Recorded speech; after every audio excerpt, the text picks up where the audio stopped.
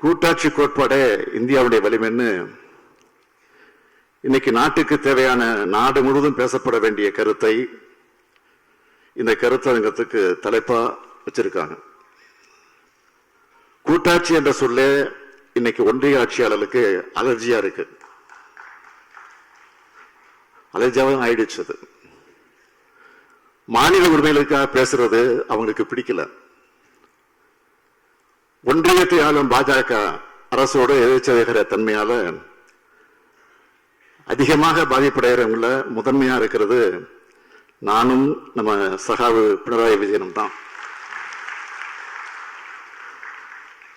அதனால இந்த கருத்தரங்களை நாங்க பேசுறதை நீங்க வாக்கு மூலமாகவே எடுத்துக்கலாம். அதைத்தான் முன்னாடி அவர் பேசிட்டு போயிருக்கிறாரு. அதை தொடர்ந்து நானும் பேச வந்திருக்கிறேன். பிரதர்னாரு, உண்மைதான், எனக்கு இவர் மூத்த சகோதரர்.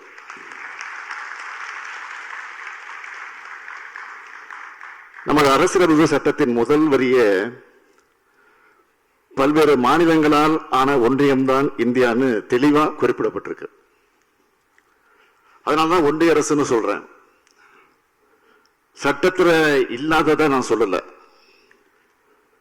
ஆனா அதையே அவங்களா தாங்கிக்க முடியல.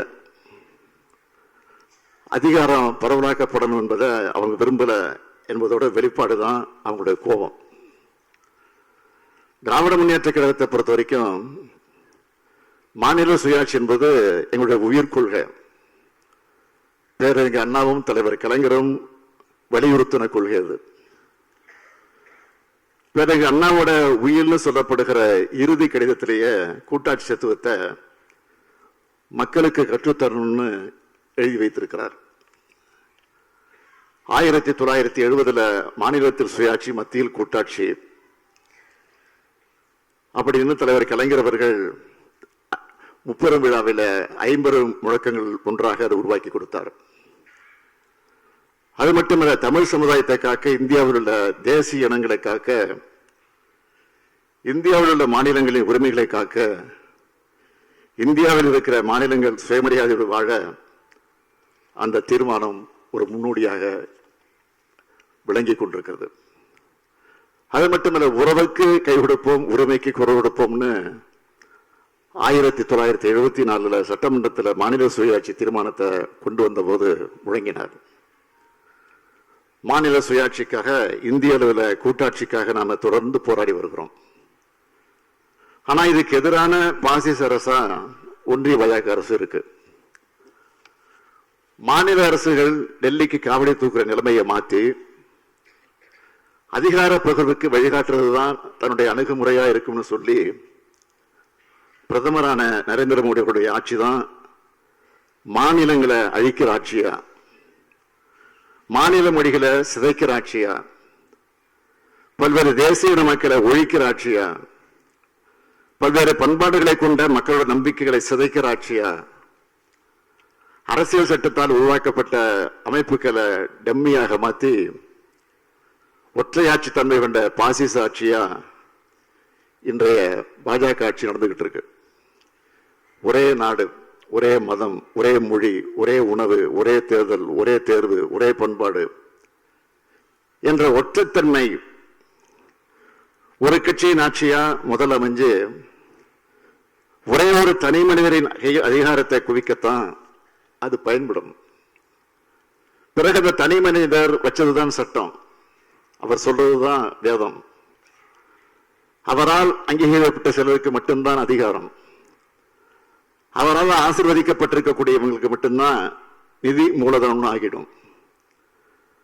பல்வேறு பரிணாமங்கள்ல வரக்கூடிய பாசிசத்தை நாம் வீழ்த்தி ஆகணும். பாஜகவோட பாசிச கோரமுகத்தை தொடர்பு பரப்புரையின் மூலமாகத்தான் வீழ்த்த முடியும். எல்லாத்துக்கும் மேல மக்கள் நலன்தான் முக்கியம் என்ற அந்த புள்ளியில நாம ஒன்னா இருக்கணும். ஏன்னா ஒன்றியத்தில் ஆட்சி மாற்றம் ஏற்பட்டால் மட்டும்தான் இந்தியாவில் சுயாட்சி காப்பாற்றப்படும். பிரகாஷ் காரத் போன்றவர்கள் அதுக்காக பாடுபட்டுக் கொண்டிருக்கிறார்கள். தொடர்ந்து பாடுபட வேண்டும். உங்களோடு சேர்ந்து நாங்களும் பாடுபட காத்திருக்கிறோம், தயாராக இருக்கிறோம். ஒன்றிய அரசுக்கும் மாநில அரசுக்குமான உறவுகளை வலிமைப்படுத்த சர்க்காரியா கமிஷன், பூச்சி கமிஷனும் அளிச்ச பரிந்துரைகளை அமல்படுத்தணும்னு 2012 குஜராத் முதலமைச்சராக இருந்த நரேந்திர மோடி அவர்கள் கேட்டார்கள். நல்லா கவனிங்க. சர்க்காரியா கமிஷனும் பூஞ்சி கமிஷனும் அளிச்ச பரிந்துரைகளை அமல்படுத்தணும்னு 2012 குஜராத் மாநிலத்தினுடைய முதலமைச்சராக இருந்த நரேந்திர மோடி அவர்கள் கேட்டார். நான் இந்த மேடையிலே நின்று கொண்டு மாண்புமிகு பிரதமர் மோடி அவர்களை ஒரு கேள்வி கேட்கிறேன். தொடர்ந்து 3வது முறையாக பிரதமராக இருக்கீங்க. அதை நடைமுறைப்படுத்த எடுத்த நடவடிக்கை என்ன? சொல்லணும். தமிழ்நாட்டுக்கு வரப்போறீங்க.